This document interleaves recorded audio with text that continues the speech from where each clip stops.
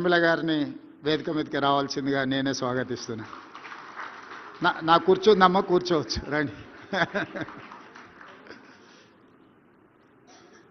అంటే నేను అడిగినప్పుడు ఇక నువ్వేం పని చేయాల్సిన పని లేదు,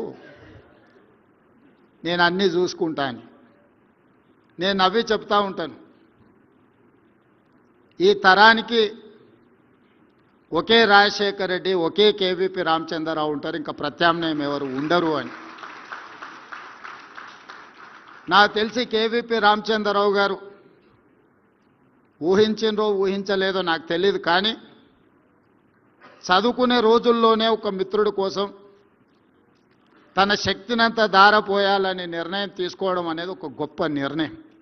ఆ రోజు ఎవరికీ తెలియదు రాజశేఖర రెడ్డి గారు ₹1 డాక్టర్గా ఉంటారని, పేదలకు సేవలు అందించాలని రాజారెడ్డి గారు భావించి ఉండవచ్చు. వారితో పాటే చదువుకున్న కేవీపీ రామచంద్రరావు గారు కూడా జీవితంలో ఏదో ఒకటి కావాలనే డాక్టర్గా చేరుంటారు కదా. కానీ వారు రాజశేఖర రెడ్డి ఏదైనా అది నేనైనట్టుగానే భావించి ఆ రోజు నుంచి మొదటిసారి శాసనసభ్యుడిగా ఎన్నికైన వైఎస్ రాజశేఖర రెడ్డి గారు మొదటిసారి మంత్రిగా కూడా బాధ్యతలు చేపట్టిండ్రు. మొదటిసారి వరించిన అదృష్టం 78లో వారు మొదటిసారి ఎమ్మెల్యేగా మారి మంత్రిగా మారిన తర్వాత 2004 వరకు వారు ఎమ్మెల్యేగా, ఎంపీగా ఏది గెలిచినా రాష్ట్రంలో, కేంద్రంలో కాంగ్రెస్ పార్టీ అధికారంలో ఉన్న వైఎస్ గారికి ఎప్పుడు మంత్రి పదవి వరించలేదు.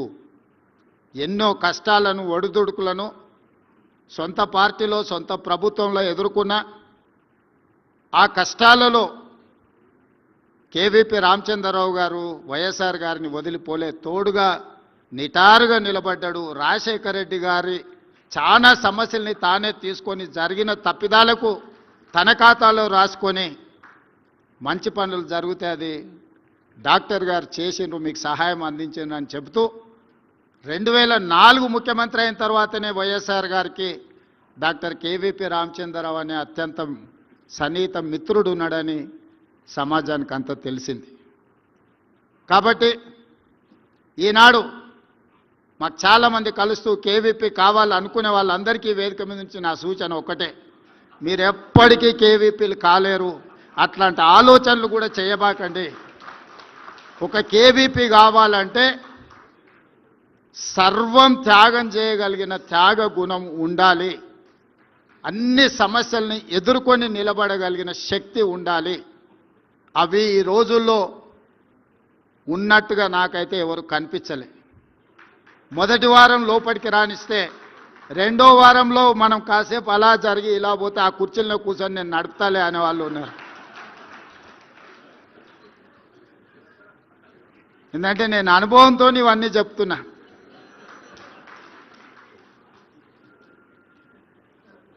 అందుకే ఈరోజు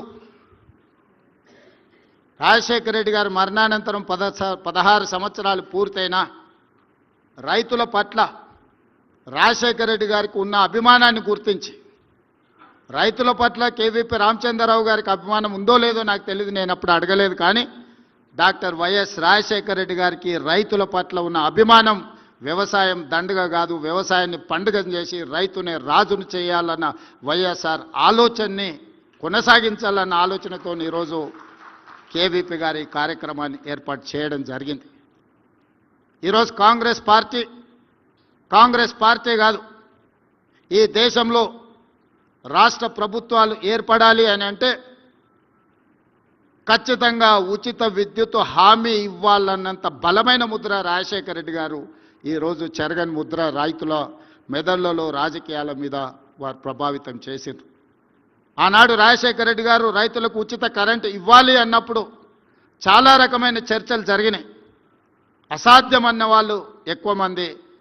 కానీ 2004లో మొదటిసారి కాంగ్రెస్ ప్రభుత్వం ఏర్పడిన ఉమ్మడి ఆంధ్రప్రదేశ్ రాష్ట్రంలో ఎల్బీ స్టేడియంలో వేలాది మంది సమక్షంలో మొట్టమొదటి సంతకం వైఎస్ఆర్ గారు రైతులకు ఉచిత కరెంటు ఇవ్వడమే కాదు, వేలాది మంది రైతుల మీద ఉన్న క్రిమినల్ కేసెస్ను తొలగించి 1300 కోట్ల రూపాయల ఆనాటికి విద్యుత్ బకాయిలను ఒకే ఒక సంతకంతో రద్దు చేసిన నాయకుడు డాక్టర్ వైఎస్ రాజశేఖర రెడ్డి గారు. అదే కాదు, రైతులకు సంబంధించిన రుణమాఫీ కేంద్ర ప్రభుత్వం శ్రీమతి సోనియా గాంధీ మన్మోహన్ సింగ్ గారు చేసినప్పుడు కొంతమంది రైతులకు ఆ లబ్ధి జరగకపోతే వారు ఆలోచన చేసి ప్రతి రైతు కుటుంబం